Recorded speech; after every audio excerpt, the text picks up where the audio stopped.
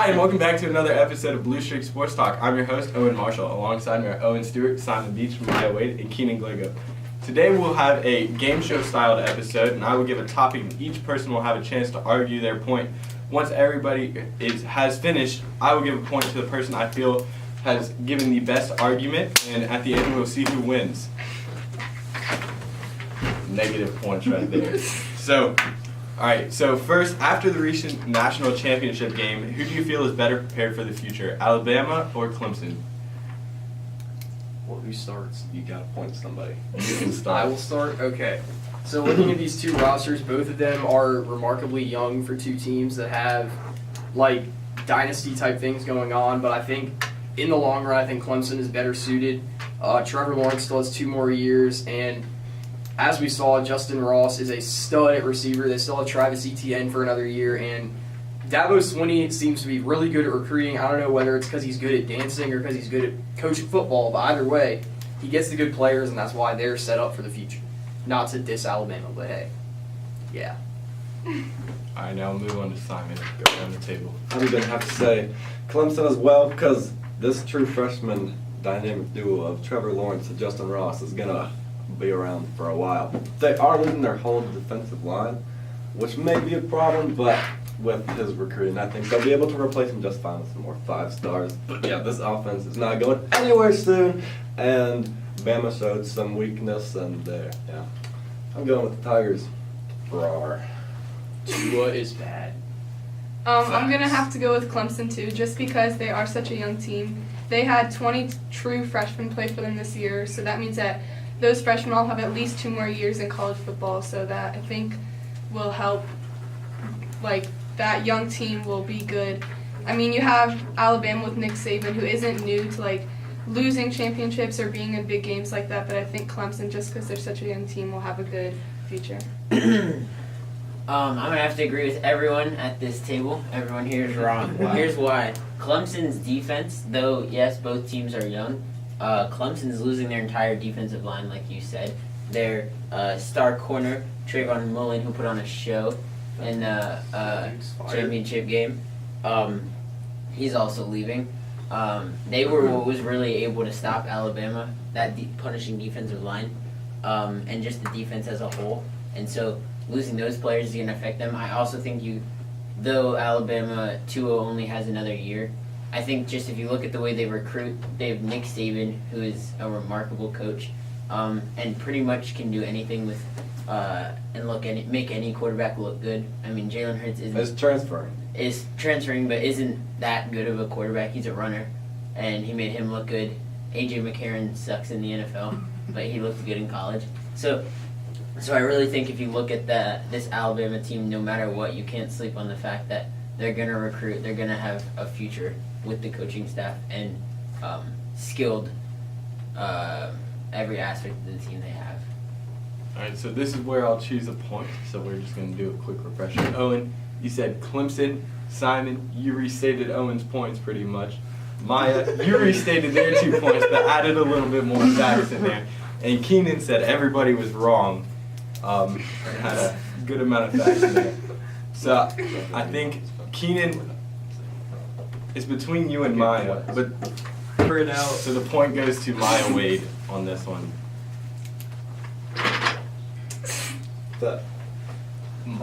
Okay. All right, move on. Yeah. So the recent tension in the Steelers locker room started with Le'Veon Bell, and now has moved on to Antonio Brown and Big Ben, which has led to Brown requesting a trade.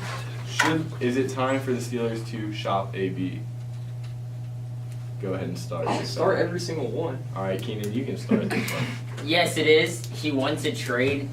Beef doesn't work, and the Steelers have Juju, and what they could get for Antonio Brown is something insane. I mean, as a Redskins fan, because I have to bring them into everything, I would give them Clinton Dix, Alex Smith, and Alex Smith is never gonna Josh Norman for Antonio Brown. And I don't know what other desperate teams would do as well. So I'd have to say, yes, it's time to shop Antonio Brown. They can get a lot of value for him. They already have threats on the receiving core and on their offense with Big Ben, James Conner. all of them. I think they are a stacked team even without him. So yeah, shop him. Build a defense. All right. I say no. Don't trade him because first of all, AB is one of the best wide receivers in football, so that's hard to replace. Second, he has a lot of years left on his contract, so they're gonna have over $21 million of dead money that they can't put 22 forward. million. $22 million of dead money that they can't put toward building a new team back up. So I say no. Don't trade him. As much as it kills me to say this, I'm gonna have to take him off my wall and everything. But I'm gonna say get rid of him. He is a diva. Ryan Clark went on SportsCenter at night with Scott Van Pelt and like totally exposed him. He said that when Mike Wallace turned down his contract in 2012, yes, 12, and offered AB the big contract, he said, "You're gonna have some problems." And here we are in 2019 having some problems with him wanting the more money, just like his stupid teammate Le'Veon Bell, which is now an ex-teammate. So now Antonio Brown is going to be an ex-teammate. And yes, like Keenan said, he is easily replaceable. James Washington had a great rookie year the last half of the season. Justin Hunter is going to come back from injury. Justin Hunter is garbage. He's going to come back from injury. Justin Hunter has like 30 catches in his Vance career. McDonald is first man cannot tackle him ever. I don't want to hear anything from a Bills fan. Bro, Vance McDonald is like, Sexy. he too. runs like a 5'8". What do you Yeah, need? and you can't stop him. So, What's yes, that Sean McCoy run? it is time for ABs to go. Alright, I'm going to introduce a completely new point here. Over the last 10 years, I don't think it's even a question that when it comes to locker room chemistry, the Steelers have been about, 30 seconds. this is number 32, they've been about under here. So, I'm going to introduce a new point. Get rid of Ben Roethlisberger. He's in his upper 30s. He's on the downside of his career. You've got two young quarterbacks in the locker room. You don't need him anymore. You've got two of the best receivers in the game. You got a young running back who's a stud. You need to build a defense. There are plenty of teams out there that are QB hungry that would take this dude for 2 years. And I think it's pretty obvious to say that when it comes to locker room chemistry, the quarterback is the most important person. And when things aren't going well, usually it has something to do with the quarterback, and that is the case here as Antonio Brown and Roethlisberger have gotten into some skirmishes, I guess, in practice is what we've been told. It's mostly been Antonio Brown and Mike Tomlin. But How many because- of those young quarterbacks have a Super Bowl though? they're like, one of them was a rookie and one of them's Josh Dobbs, who looks like he's straight out of Area 51. But either way, I mean, Mason Rudolph, I think, has the potential to be a really good quarterback in the future. And With his teammate James Washington. with his teammate James Washington, who is not as good as Antonio Brown, which is why I'm not saying trade Antonio Brown. And I think that, like I said, they could get a huge trade package. Like you said, they could get for Antonio Brown. If they traded him to, say, Jacksonville, I guarantee they could get Jalen Ramsey in that package as well as a first-round pick. So, yeah, I think Roethlisberger, gone. There you go. Vote for Antonio. Well, I think Owen gets the point on that one. I am. All right. So now we move on. To our mid-season NBA MVP picks. Simon has -5. Yeah, because he hit the table. So mid-season NBA MVP picks. That's Who do you retarded. got? Mid-season MVP picks. Ooh. All right, so Chair fell I down. feel like at this point, It's gonna fall. if you're okay, I feel like at this point, if you're not picking LeBron, you're an idiot. But then again, I'm gonna call myself an idiot because I'm picking Giannis Antetokounmpo. The dude has been a stud all year for Milwaukee. The last few years, they've had a talented roster, but they haven't been able to separate themselves from that middle of the pack in the Eastern Conference. But now they're sitting at the top, and Giannis has really become the player And the that best nobody record in thought, the NBA, and the best period. record in the NBA. And teams like Simon Celtics here, who have really disappointed this year, they haven't been able to stop the Greek Freak, and he's really become the player that nobody really thought he was going to be when he was drafted. If you asked me 2 weeks ago, I would have said Greek Freak, but I'm gonna have to go with James Harden now. Oh 14 straight games with 30-plus points, averaging 48.5. How many layups does he give up per game? Okay, well, this is talking about a game straight. Like, all right, Greek Freak, he has Chris Middleton can play. He's good. James Harden, I mean, Rockets are alright, but I mean, James Harden, so he just gets the ball. He doesn't need any help from his teammate. He gets 14 isolations a game. He just comes over here at the top of the key and goes like, Nobody can see. dang it. Like, whoa. So he averages 14 isolations a game and just lets him cook on the defender and then just hits the step back three. And like, it's crazy in this era of like Steph Curry and stop! Oh my god. I'm just 10 for assaulting the judge. Okay, well, Currently, we're going to Maya. Stupid. Okay, I'm gonna have to say James Harden because, first of all, he leads the league in scoring, free throws made, and three-pointers made.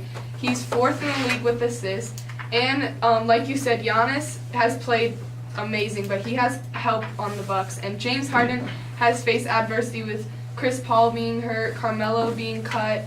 And last night, these two teams matched up, and James Harden put up 42 points, 11 rebounds, and 6 assists. So that just shows what he can do on his own with the Rockets against a good team like Milwaukee.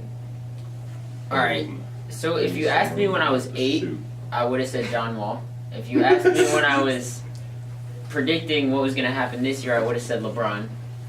If you asked me a week ago, I would have said Harden. But if you ask me today, I'm going to say Giannis. Younger. And here's why. Because as I was sitting at home yesterday, I witnessed Giannis and the Bucks defeat the Rockets, and I was like, you know what, this is going to be the decision. You did game. not stay Who at can- one second. No, I didn't.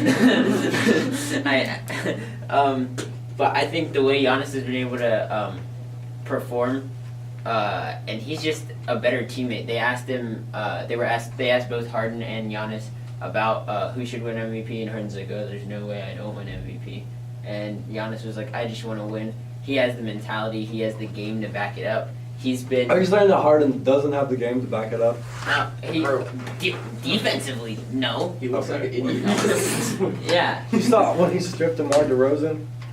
once Oh, in his wow. career. One No. steal. I think, yeah, I Game think changer. all around Really? Giannis is a better player and proved it in the win. And he's got the better nickname.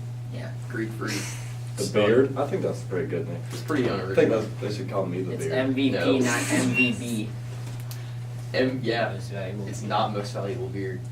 Well, even if he doesn't get MVP, he's definitely getting Player of the Year. Alright, so I'm gonna have to give this point to Keenan. What in the world? Well, Simon, you didn't even stay on the camera. Well, because I was demostrating. Yeah, all Well, the demonstrate camera for the people. He could have turned it. It's Alright, not that hard. anyway, Get it's time to there. move on to our final point. Playoff time. Who are y'all's Super Bowl predictions? Like, not who's gonna be in the game, but who's going to get off. Well, I'm not starting because I just Keenan, started. I'm not. I've started. I have mine. Maya. Maya, you can start. Okay, I'm gonna have to say that the Saints are gonna take it all. Okay, listen. The Saints have an experienced quarterback, which makes a big difference in the playoffs and in the Super Bowl. Drew Brees is playing at a really high level right now. I'm not done. Their offense is clicking, so that is not just the quarterback, the receivers. Michael Thomas has been playing really well. New Orleans finally has a solid defense to back up their offense. Oh yeah, allowing 33 points to the And Carolina Panthers. I'm not That's done pretty still. solid They defense played their right there. backups. And they have home field advantage, which means that they get to play in a dome all the way into the Super Bowl, which makes a difference. So they don't have to deal with weather, they get to play on turf. But I mean, you still have the Rams, that will be the biggest threat in the NFC, but I feel like that the Saints are going to take it all. Go ahead, Keenan. All right, so I'm flipping and say my pick to the AFC, but first I'm gonna explain why Maya is wrong, and that's and that's because I don't think Hostility. I think that there's many teams in the AFC and that can beat the Saints. I think the Saints will win the NFC because right now the NFC is the Cowboys, Eagles, and the Rams who have been sucking recently. Yeah, this NFC is bad. So it's kind of an embarrassment. So the Saints will make it. But look, if we look at the AFC right now, we've got the Colts who have been on fire and put a show against the Texans, who are a really solid team. We have the Chargers who have been absolutely amazing. They're able to take down the Ravens, Seth. And then we have the Chiefs, who that says it for itself, and the Patriots, and you can't sleep on the Patriots ever. I'm gonna have to say the Patriots win it. Oh, and I good. know that's annoying, and I hate saying it. I want the Chargers to win it all, but the Patriots. You just win it. crossed I'm out your gonna point. back up why You the lost Patriots your should win point. it. The Patriots have Bill Belichick, who is a genius. They have Tom Brady, table. Oh, who makes it to the Super Bowl all the time. They are a team that you can never sleep on. They're a team that has so much scheme that even in a season where it looks like they're not doing bad, they come out in the playoffs with a totally different new attacking style. Yeah, And- because he records their practices. And steals their We're not- playbook. Wakes up. we're not saying- we're not saying Wakes who them up should at win. 3 We're a.m. in the saying who's gonna morning. win. We're not saying who should win. And But he wears whatever they Carl's do sweatshirts. to cheat, I still think they have it, and I hate saying it. Whatever they do to cheat. All right, Philly better grease the polls up again because BD Nick is back in action and he ain't giving it up again. I don't think there's any way that anybody beats the Eagles in these playoffs. Nick Foles looked, if not great, he was at least able to nullify a Bears pass rush that had honestly dismantled the rest of the NFC and everybody they played this year. I mean, they got after Brady, they got after Rodgers, they got after Cousins, they got after everybody. So Foles did take his share of sacks, he took his share of hits, but he did enough in the end to get the win. And I mean, Cody Parkey missed a kick, but like, As in the wise words of Chris Collinsworth, it's Cody the Parkey. Bears season ended on a double doink. Yeah, on a double doink. So they got lucky, but all right. So they do play the Saints. They're going to the Superdome, which is exactly the atmosphere that Nick Foles is going to thrive in. This man is going to throw 3 touchdowns. It's going to be an upset win, and then they're going to go to LA. Foles is going to take out the Rams, and then they go and go to the Super Bowl. Yeah. Foles is going to take out the Chiefs, and then. Yeah, Philadelphia is going to riot this year because that's going to be 2 straight. And, you know, that's what happens. Oh my god. All right. I'm going with the Indianapolis Oh, Colts. God, okay. Look, okay. Wild card against the Texans. They allowed 7 points to this Deshaun Watson, DeAndre Hopkins, sometimes Alfred Blue. He makes a difference sometimes. Yeah. But I mean, it was crazy. Like, Deshaun Watson is bad. well, I think Deshaun Watson is pretty good. And they just totally shut down this offense. And Andrew Luck is definitely getting comeback player of the year. He is playing like almost at an MVP style level this year. Might even be up there with Drew Brees. And so No. not really. But so after taking down the Texans, I think that the Chiefs should kind of be an easy win because their defense is a lot easier than whatever Houston's was. They've got like Kendall Fuller went to Tech. He's pretty good. But other than that, they've got no Kyle. That's right. They've got no pass rush, no safety help. Eric Berry is washed up, and Is yeah. he out for the season? Yeah. So, take it out. Oh my And god. then the Patriots aren't going to pose a threat at all because they're bad this year. And so, yep, MD's making it for the AFC, and they're going to play the Saints, and the Saints, and they're going to take, it's going to be a rematch of 2010. 11-5 is bad. Yeah, When you're in the AFC East and you play the Bills, Dolphins, and Jets twice, it could it's be. pretty bad. It's And- basically 6 guaranteed And wins. yeah, the Saints have struggled against veteran quarterbacks because Steelers did win that game. If there wasn't that pass interference on Joe Hayden where he touched Kamara's back and they called it pass interference. and they Or scored if the next- Juju didn't just like throw the ball Yeah. at 20. But I mean, yeah, so I think they're going to struggle against the veteran quarterback like Andrew Luck, and he's going to make him pay, and he's going to win the Super Bowl. Veteran quarterback like Tom Brady. Yeah. Or Okay. definition of veteran. So Yeah. Yeah. I think I'm gonna have to Oh. give that point to Owen Stewart Wow. for the win. All right, never mind. Okay. Just kidding. Owen Stewart wins today's contest with 2 points. Coming in a close second is My Wade with 1 point. Following up in third place is Keenan with -5 points. What? And you know, falling in last place today is. How do you? We're not done. I can take the win away. Give us the All right. bonus question. Okay, and Simon is bringing it up the rear with -45 points. No, that's negative Um, 40.